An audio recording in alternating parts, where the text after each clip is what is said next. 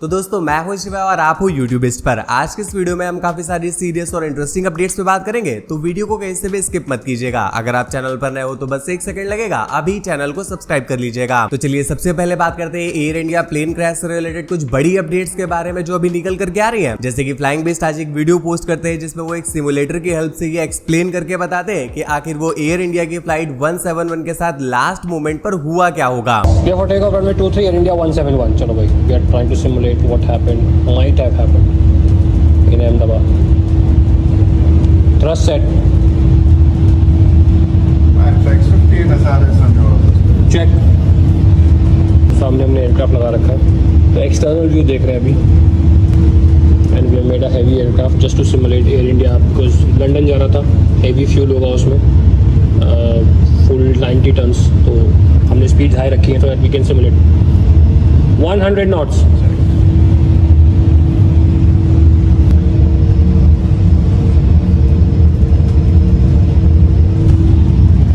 V1 rotate, ये हमारी rotation speed जहाँ टेक ऑफ करते हैं। एंड दिस इज, ये हमारा क्लाइंब रेट है जो कि ऊपर जा रहा है। We are climbing now, the aircraft is climbing now. Positive rate, ये देखो इंजन फेल हुआ यहाँ पे, नंबर 1 इंजन का, number 2 both engine are lost now.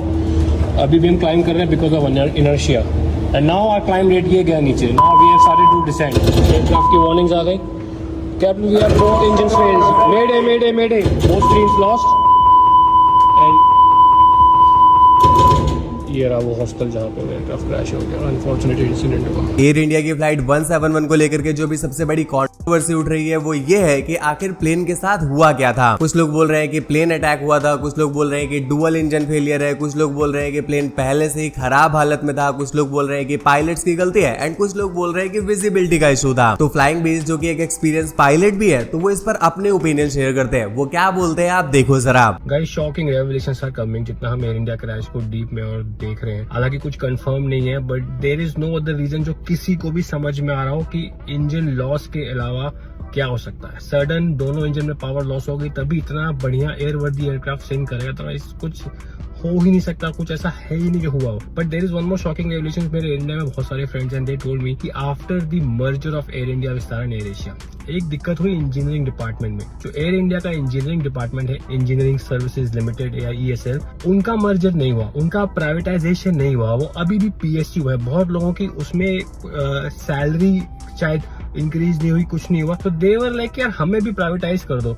और वो जब तक नहीं हो रहा था उनका एटीट्यूड थोड़ा अलग था, और ये मुझे आज ही एयर इंडिया के बहुत सारे पायलट्स ने बताया। And which is shocking, engineering department is a integral part of N airline. तो बहुत लोगों ने कहा कि इंजीनियरिंग डिपार्टमेंट ऐसा चलता है, जैसा काम कर रहा था कि हाँ till the status on that ECAM or on the flight computer is okay, they're like हम फ्लाइट को पास कर देंगे, क्लियर कर देंगे, हमारी जिम्मेदारी। जो AIESL है, engineering department of Air India, काम कर रहा था। हार्ड टू से क्या हुआ है, but both engines failing right after take off. जब एयरक्राफ्ट इंजीनियर्स ने उसको क्लियर कर दिया फ्लाई करने के लिए, फुल पावर डाली गई, एयरक्राफ्ट ने रिस्पॉन्ड किया, टेक ऑफ किया, 200, 300, 400 फीट पे जाके दोनों इंजन बंद। कोई सोच भी नहीं सकता एक इंजन फेल होगा, ठीक है, हमें इसकी ट्रेनिंग दी जाती है। एयरबस ने खुद ही कहा है कि the probability of both engine failing is so nil कि हम पायलट्स को इसके लिए ट्रेनिंग ही नहीं देंगे, और ये हो गया 600 फीट फ्रॉम द ग्राउंड। सामने बिल्डिंग्स है, पूरा शहर है, where will you go, you have no place to go. Air India flight 171 वाले इंसिडेंट को लेकर के जो भी सबसे शॉकिंग अपडेट निकल करके आ रही है वो ये है, क्या पायलट्स की गलती की वजह से ये हादसा हुआ था। होता क्या है कि इंडिया टुडे चैनल पर आए थे एविएशन एक्सपर्ट स्टीव, जो ये क्लेम करते हैं कि शायद ये इंसिडेंट पायलट और को पायलट की गलती की वजह से हुआ होगा। वो बोलते हैं कि को पायलट ने शायद गलत हैंडल प्रेस कर दिया होगा। उनके इस स्टेटमेंट के बाद लोग काफी ज्यादा भड़के हुए हैं। ऐसे रिएक्शंस निकल करके आ रही कि आपने समझा क्या है, पायलट इतने भी पागल नहीं होते हैं। कुछ लोग ये बोल रहे हैं कि भाई यहाँ पर बोइंग ने इन्हें भेजा है और ये बोइंग को बचाने की कोशिश कर रहे हैं। वेल, ये सारी चीजें तो एक तरफ, मुझे खाली ये समझ में नहीं आ रहा है कि भाई ये एविएशन एक्सपर्ट है, तो इनके पीछे टिकटॉक का लोगो क्या कर रहा है। भाई एक्सपर्ट है कि टिकटॉकिया है। एयर इंडिया की फ्लाइट 171 के साथ जो भी ये इंसिडेंट हुआ है, इसको लेकर के अभी एंड न्यू भी बहुत ज्यादा भड़के हुए देखने को मिलते हैं। वो इस चीज पर रिएक्ट करते हुए एक वीडियो पोस्ट करते हैं जिसमें वो ये प्लेन बनाने वाली कंपनी जो है बोइंग, उसे ही एक्सपोज कर देते हैं। वो बताते हैं कि कैसे इस कंपनी का ट्रैक रिकॉर्ड कितने सालों से खराब चल रहा है, पर फिर भी इस पर कोई एक्शन नहीं ले रहा है। लेकिन बहुत लोगों को ये पता ही नहीं होता कि ये एयरक्राफ्ट जिस कंपनी का था,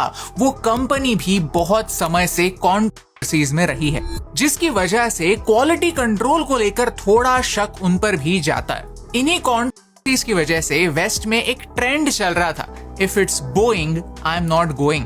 2018 और 2019 में बोइंग के 737 मैक्स 8 के 2 फ्लाइट्स टेक ऑफ के बाद कुछ ही मिनटों में क्रैश कर गए। इन एक्सीडेंट में 300 से ज्यादा लोगों की जान भी गई।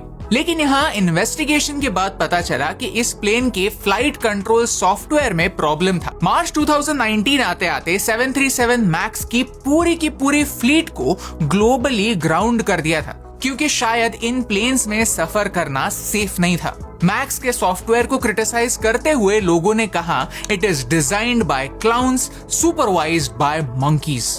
इस प्लेन को लेकर कॉन्ट्रोवर्सीज के चलते बोइंग को $2.5 बिलियन का फाइन भी पड़ा। तो चलिए अब बात करते हैं पूरब झा के बारे में। तो अभी पूरब झा की अपकमिंग वीडियो के डिले को लेकर के हमें उनकी तरफ से एक अनाउंसमेंट देखने को मिलती है। वो बोलते हैं कि वीडियो कल ही पोस्ट करने वाला था मैं यूट्यूब पे, but I don't know, plane crash incident को प्रोसेस कर पाना थोड़ा सा मुश्किल था, तो इसलिए हम चाहते थे कि इसके लिए हम थोड़ा सा टाइम ले। So the video will be live tomorrow 15 जून, कल यूट्यूब पे 2 बजे, तैयार रहना। अगली अपडेट तो क्या भाई, आइसोस्पीड ने एस्ट्रन हॉल का करियर ही खा लिया। वेल ये टॉपिक बहुत इंटरेस्टिंग है, आपको पता होना चाहिए हुआ क्या। वेल अगर आप एस्ट्रन हॉल को नाम से नहीं जानते हो तो आप इन्हें जानते होगे। अभी रिसेंटली इनकी वीडियोस कितनी ज्यादा वायरल हुई थी। सुबह सुबह उठ करके चुल्लू भर पानी में रोज डूबते थे, फिर जूते और सूट वगैरह पहन करके पूरा दिन नंगे दौड़ते थे। रिसेंटली ये भी काफी ज्यादा पॉपुलर हो गए थे। तो अभी होता क्या है कि आइसोस्पीड अपने यूट्यूब चैनल पर लाइव कर रहे होते हैं, तभी एस्ट्रन हॉल के साथ वो वीडियो कॉल पर बात करने लग जाते हैं। पर एस्ट्रन हॉल क्या करते हैं कि वो लाइव में ही वीडियो कॉल पर आइसोस्पीड को पोक करने लग जाते हैं रेस लगाने के लिए। वो बोल रहे होते हैं कि आइसोस्पीड को वो चुटकियों में हरा देंगे और धूल चटा देंगे। आइसोस्पीड ये सुनकर के इतना गुस्से में आ जाते हैं कि वो उन्हें चैलेंज देने लगते हैं और तुरंत ही उनके घर आने के लिए बोलते हैं। कुछ ही देर में एस्ट्रन हॉल उनके घर पर पहुंच जाते हैं और फिर ये घास में रेस लगाते हैं। और भाई शॉकिंगली 100 मीटर की इस रेस में आइसोस्पीड बड़ी स्मूथली उन्हें हरा देते हैं। पर लास्ट मोमेंट में एस्ट्रन हॉल गिर जाते हैं, इसलिए वो बोलते हैं कि भाई फेयरली रेस करो, एक बार फिर से रेस करेंगे क्योंकि पिछली रेस में मैं गिर गया था। आइसोस्पीड भी इस बात के लिए मान जाते हैं और एक बार फिर से रेस होती है, पर एक बार फिर से आइसोस्पीड उन्हें बड़ी स्मूथली हरा देते हैं। एस्ट्रन हॉल बोलते हैं कि नहीं ये फेयर नहीं है, मुझे घास में दौड़ना नहीं आता है, मैं रोड पर दौड़ना चाहता हूँ। इसके बाद आइसोस्पीड उनके साथ रोड पर रेस लगाते हैं, पर फिर से आइसोस्पीड उन्हें हरा देते हैं। इसके बाद एस्ट्रन हॉल की लाइफ में इतनी बुरी बेइज्जती होती है कि सभी लोग उन्हें ट्रोल करने लगते हैं। पर एस्ट्रन हॉल एक बार फिर से बोलते हैं कि मैं चाहता हूँ कि तुम एक बार फिर से रेस लगाओ। पहले तो आइसोस्पीड इस बात के लिए मान नहीं रहे होते हैं, पर जब एस्ट्रन हॉल बार बार बोलते हैं तो आखिर में आइसोस्पीड एक बार फिर से रेस लगाने के लिए मान जाते हैं। पर भाई साहब चौथी बार भी आइसोस्पीड उन्हें हरा देते हैं। इसके बाद तो भाई एस्ट्रन हॉल को इतना ट्रोल मिल रहा है, इतना ट्रोल मिल रहा है। आप खुद सोचो, एस्ट्रन हॉल फिटनेस और रनिंग में टॉप क्रिएटर्स में आते थे और उनकी ब्रांडिंग और मार्केटिंग भी इसी चीज को लेके होती थी, पर उनकी ईगो की वजह से एक नॉर्मल स्ट्रीमर ने उन्हें हरा दिया जो कि उनके फील्ड का भी नहीं था। इस चीज पर खुद एंड्रयू टेट रिएक्ट करते हैं एंड वो आइसोस्पीड के फेवर में बोलते हैं, और अभी एस्ट्रन हॉल इस चीज से उभर ही नहीं पा रहे हैं। आज हमें उनकी तरफ से फिर से वही डेली रूटीन वाला वीडियो देखने को मिलता है, पर ये वाला वीडियो थोड़ा सा इंटरेस्टिंग है, आपको देखना चाहिए।